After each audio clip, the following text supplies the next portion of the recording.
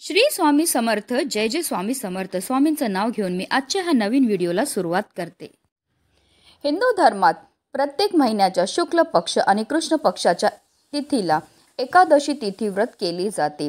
भगवान विष्णूच्या उपासनेसाठी हा दिवस विशेष मानला जातो. जया एकादशीचे व्रत दरवर्षी माघ महिन्याच्या शुक्ल पक्षाच्या एकादशीच्या दिवशी केले जाते. पंचांगानुसार जया एकादशीचं व्रत जे आहे ते यावर्षी 8 फेब्रुवारी म्हणजे शनिवारी केलं जाणार आहे.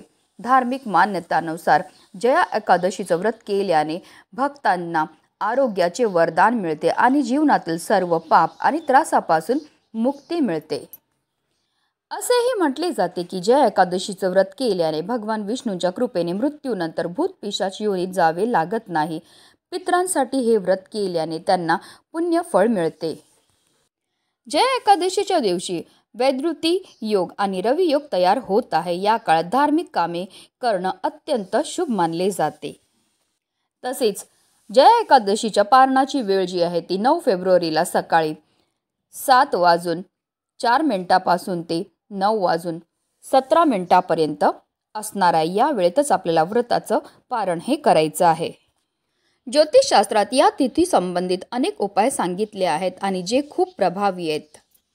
आणि म्हणूनच आपल्याला जया एकादशीच्या दिवशी तुम्ही व्रत नाही केलं तरीही चालेल, पण तुम्हाला गाईलाही एक वस्तू खायला द्यायची. ही वस्तू खायला दिल्यामुळे आपल्या जीवनामध्ये असणारा प्रखरातला प्रखर पितृदोष, ग्रहदोष, शत्रुपीडा तर नष्ट होणारच आहे, पण आपलं 7 पिढ्यांचं दारिद्र्य नष्ट होऊन आपली कितीही कठीणातील कठीण इच्छा ही साक्षात श्रीहरी विष्णू पूर्ण करणार आहेत. अतिशय प्रभावी अशी ही सेवा आहे, ज्याबद्दल सविस्तर आणि महत्त्वाची अशी माहिती मी तुम्हाला या व्हिडिओमध्ये देणार आहे. तर व्हिडिओ पूर्ण पहा आणि जर तुम्ही माझ्या चॅनलवर नवीन असतील तर चॅनलला सबस्क्राईब करा आणि शेजारी बेल आयकॉन सुद्धा प्रेस करा, जेणेकरून तुम्हाला माझ्या नवनवीन व्हिडिओचं नोटिफिकेशन हे मिळत राहील आणि तुम्ही एक पण व्हिडिओ मिस करणार नाही. आणि कमेंटमध्ये ओम नमो भगवते वासुदेवाय नमः लिहायला अजिबात विसरू नका.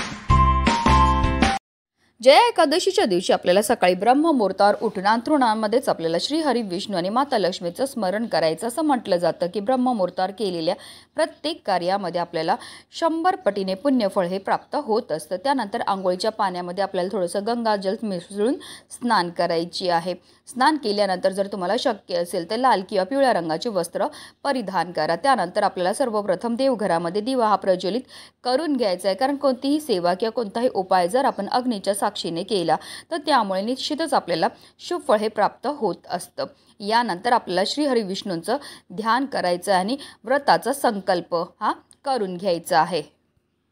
आता जर तुमच्याकडे श्रीहरी विष्णूंची मूर्ती असेल तर त्यांना तुम्हाला जलाभिषेक किंवा पंचामृताने अभिषेक हा करायचा. 11 पळी पाणी अर्पण करताना निरंतर आपल्याला ओम नमो भगवते वासुदेवाय नमः या प्रभावी मंत्राचा जप हा करायचा आहे.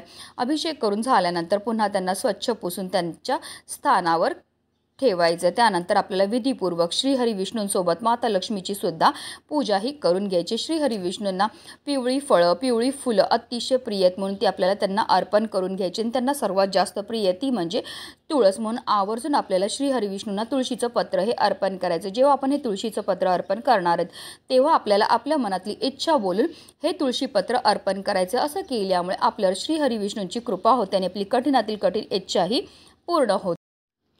त्यानंतर त्यांना आपल्याला हळद, कुंकू, अक्षदा, पिवळी फुलं, धूप, दीप, अगरबत्ती दाखवून घ्यायची आहे. तसेच या दिवशी माता लक्ष्मीसोबत तुळशीच्या पूजनाला सुद्धा विशेष महत्त्व हे दिलं जातं. तुळशी मातेसमोर सुद्धा आपल्याला शुद्ध गाईच्या तुपाचा दिवा हा प्रज्वलित करून घ्यायचे. तसेच तुळशी मातेला आपल्याला आवर्जून तिळ हे अर्पण करायचे आहेत. यानंतर आपल्याला श्रीहरी विष्णूंच्या बीज मंत्राचा जप हा करायचा आहे. ओम नमो नारायणा नमः, ओम नमो नारायण नमः या मंत्राचा आपल्याला 108 वेळा जप हा करायचा. तसेच विष्णू चालिसाचं आणि विष्णू सहस्त्रनामाचं आपल्याला पठण हे करायचं आहे. शेवटी देवी लक्ष्मी आणि विष्णूसह सर्व देवी देवतांची आपल्याला आरतीही करून घ्यायची आहे. संध्याकाळी भगवान विष्णूंची पूजा करून भजन कीर्तन करायचे आहे. दिवसभर आपण फळाहार करू शकतात. दुसऱ्या दिवशी म्हणजेच द्वादशीला आपल्याला व्रताचं पारण हे करायचं आहे. पारण करण्यापूर्वी आपल्याला ब्राह्मणाला अन्न देऊन दान करायचं आहे. अशा रीतीने आपल्याला विधिवत पूजाही करून घ्यायची। आता ही जी आपल्याला गोसेवा करायची ती आपण सकाळपासून संध्याकाळपर्यंत कधीही करू शकतात, कारण हिंदू धर्मामध्ये गाय, गंगा आणि गायत्रीला अनन्यसाधारण असं महत्त्व आहे। गायीचा जन्म हा समुद्र मंथनातून कामधेनू गायीच्या रूपामध्ये झाला होता। त्याचबरोबर माता लक्ष्मीचा जन्मसुद्धा समुद्र मंथनातून झाला होता। म्हणूनच गायीला माता लक्ष्मीचं स्वरूप सुद्धा म्हटलं जातं। गाय 11 रुद्रांची आई आहे, 8 वसूंची कन्या आहे, 12 आदित्यांची बहीण आहे आणि अमृतरूपी दूध देणारी आहे। गायीच्या शरीरामध्ये 33 कोटी देवी देवतांचे निवास असतो आणि जो व्यक्ती खऱ्या मनाने गोमातेची सेवा करतो, पूजा करतो, त्याच्या सर्व इच्छा ह्या पूर्ण होतात आणि त्याला मृत्यू पश्चात मोक्षाची प्राप्ती सुद्धा होत असते। साक्षात श्री हरी विष्णूंनी सुद्धा आपल्या कृष्ण अवतारामध्ये गोसेवा केली होती आणि म्हणूनच त्यांना गोपाळ हे नाव मिळालं होतं। आता आपल्याला ही गोसेवा सकाळपासून संध्याकाळपर्यंत कधीही करता येईल। जर गाय तुमच्या घरी असेल तर ही गोसेवा तुम्ही घरच्या घरी करू शकतात किंवा एखाद्या गोठ्यात जाऊ शकतात, गोशालेमध्ये जाऊ शकतात किंवा वाटेत कुठेही तुम्हाला गाय ही भेटणार आहे। गायीजवळ गेल्यावर सर्वप्रथम तिच्या दोन्ही पायावर आपल्याला जल हे अर्पण करून घ्यायचे, तिची आरती करून घ्यायची, तिला हळद कुंकू अक्षदा अर्पण करून घ्यायचे आणि जी वस्तू आपल्याला गायीला खायला द्यायची आहे ती म्हणजे पिवळी केळी। पिवळ्या वस्तू ह्या श्रीहरी विष्णूंना अतिशय प्रिय आहेत आणि जर आपण एकादशीच्या दिवशी गोमातेला पिवळी केळी खायला दिली तर त्यामुळे आपल्यावर श्रीहरी विष्णूंची भरभरून कृपाही होत असते।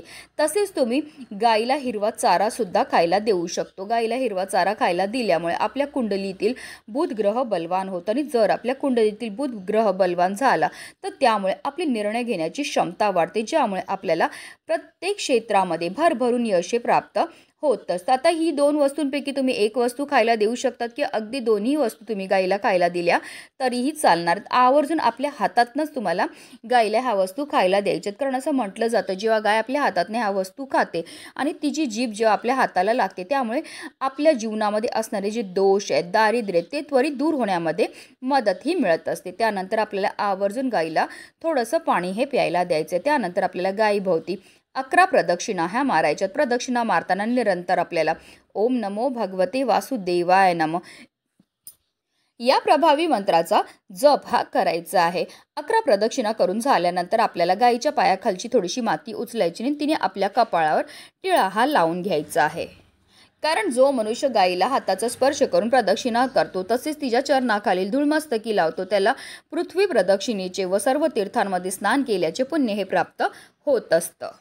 त्यानंतर जर गाय हाताचा स्पर्श करून देत असेल तर तिच्या पाठीवर आपल्याला हात फिरवायचा आणि आपल्या मनातली इच्छाही बोलायची। अतिशय प्रभावी अशी ही सेवा आहे। ही सेवा केल्यामुळे आपल्यावर 33 कोटी देवी देवतांची कृपा तर होतेच होते, पण साक्षात श्री हरी विष्णू आणि माता लक्ष्मीच्या कृपेने आपली कितीही कठीणातील कठीण इच्छाही पूर्ण होते। आपल्या जीवनामध्ये असणाऱ्या प्रकारातला प्रकार पितृदोष, ग्रहदोष, शत्रुपीडा नष्ट होऊन आपल्या संपूर्ण कुटुंबाची भरभरून अशी प्रगती होणार आहे। म्हणूनच व्हिडिओ जास्तीत जास्त लोकांपर्यंत शेअर करा, जेणेकरून प्रत्येकाकडनं ही गोसेवा झाली पाहिजे हीच मनामध्ये इच्छा।